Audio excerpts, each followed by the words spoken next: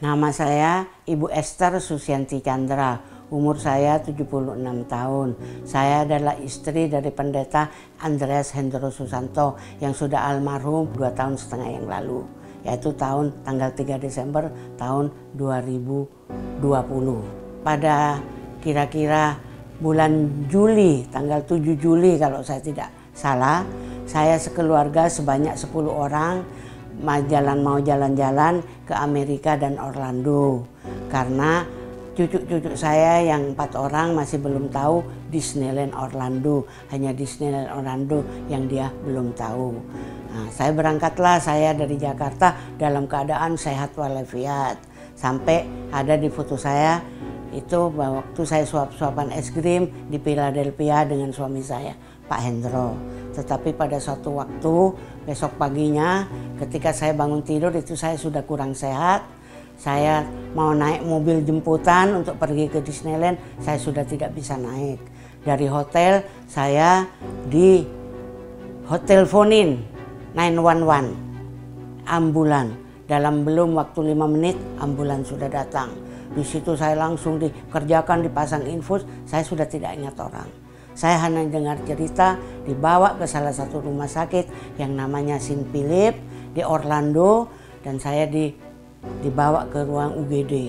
Di UGD itulah waktu diperiksa sama dokter bilang, ini kamu punya mama sangat sakit, dapat dikatakan sudah sekarat. Sudah tidak ada harapan. Tapi anak saya yang dokter Wahyu, dia bilang, kerjakanlah dok menurut kemampuan dokter. Nanti biar Tuhan sendiri yang beracara di dalam rumah sakitnya mama ini. Anak saya dan keluarga, mantu, cucu, semua pada saat itu berdoa di ruang UGD. Sedangkan saya dikerjakan di dalam, tidak boleh dimasukin orang. Sampai saya koma itu sampai 5 minggu. Saya dipindahkan ke ICU 5 minggu. Pada minggu yang ketiga, keempat, saya bangun. Saya menanyakan sesuatu. Terus berceritalah anak saya bahwa mama itu sudah sangat sakit, sekarat, dokter sudah angkat tangan, mau diapain, kita sudah berunding di perundingan dan didatangkan seorang pendeta untuk persiapan mama masuk peti mati. Dia sudah tanya apakah mayatnya akan dibakar atau bahkan dibawa mayatnya, terserah keluarga. Tapi kalau dokter menyarankan mayatnya mesti dibakar. Sudah tidak ada harapan. Secara ilmu kedokteran dan manusia tidak ada harapan. Tetapi anak saya bilang masih ada harapan di dalam Tuhan.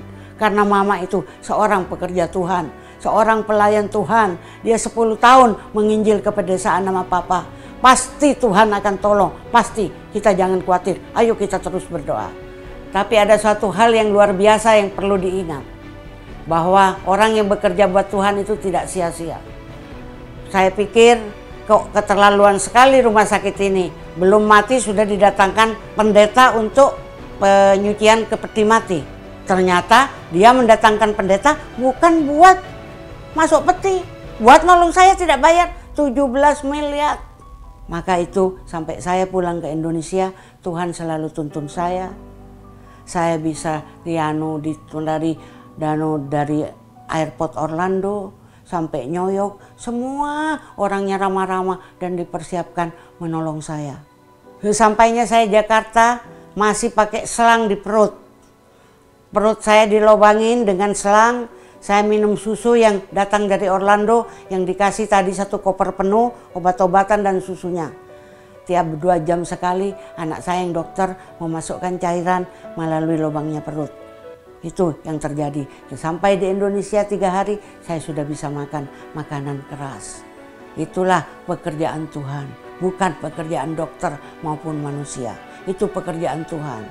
Karena fisioterapi itu tidak pernah terkenal seperti apapun. Dan orang yang voice terapi itu tidak pernah kejadian seperti yang saya alami. Dia berkata, ini dia bilang, ini mukjizat dari Tuhan, Bu. Ibu bisa 3 hari dari tidak bisa makan apa-apa, makan dari perut. Yang lain itu sudah disondo bertahun-tahun, tidak bisa Bu makan dari tenggorokan. Sudah di fisioterapi, tapi kok ibu ini lain ya daripada yang lain.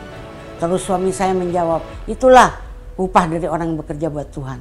sampai 3 bulan kemudian saya bisa berjalan, bahkan bisa lari, bisa naik loteng, bisa naik apa, saya bisa berbuat seperti manusia biasa yang sudah sehat. Ini puji Tuhan, betul-betul rangkaian pekerjaan Tuhan itu sangat luar biasa. Percaya kepada Tuhan Yesus itu tidak sia-sia. Sungguh luar biasa. Kita bukan percaya kepada Allah yang mati. Dia sekarang duduk di sebelah kanan Allah Bapa untuk mendengarkan keluhan dan seruan daripada anak-anakmu. Ketika saya berseru kepada Tuhan, sembuhkan saya, Dia tidak pernah meninggalkan saya. Dia mendengar selalu, tidak pernah tidur. Dia mendengar selalu keluhan saya. Sehingga apapun yang terjadi selama saya di Orlando maupun di Jakarta dalam pemulihan, itu adalah pekerjaan Tuhan kepada saya. Adalah kasih Tuhan kepada saya. Mukjizat yang Tuhan kerjakan. Ketika saya lemah, berpadu dengan kemahakuasaan Tuhan, mukjizat terjadi. Itulah, maka saudara-saudara, jangan lupakan Tuhan. Jangan pernah ingkar daripada Tuhan. Jangan pernah melupakan Tuhan. Di Orlando pun, setiap hari saya kedatangan 5 dokter muda, ada 6 dari negara-negara bagian di seluruh Amerika. Dia kepingin menanyakan, tapi saya waktu itu tidak bisa bicara. Jadi yang berbicara anak saya kepada dokter-dokter itu. Dokter itu kagum sekali. Makanya dia bilang, betul, kalau kita percaya kepada Tuhan tidak akan sia-sia. Kepercayaan kemarin, pegang teguh. Yesus Kristus itulah Allah yang luar biasa. Demikianlah saudara-saudara, apa yang saya sampaikan itu ada buktinya, yaitu saudara bisa melihat slide yang ada. Jadi inilah suatu bukti bahwa tidak ada kuasa yang lebih besar dari apapun kecuali dari Tuhan kita Yesus Kristus. Maka saya himbau, berpeganglah terus kepada Tuhan. Jangan terlalu percaya kepada dunia, tapi percayalah kepada Tuhan. Tuhan nanti akan menunjukkan jalan apa yang harus kita tempuh, karena Dia sangat berkuasa. Sekian kesaksian saya. Semoga menjadi berkat buat saudara-saudara sekalian. Amin.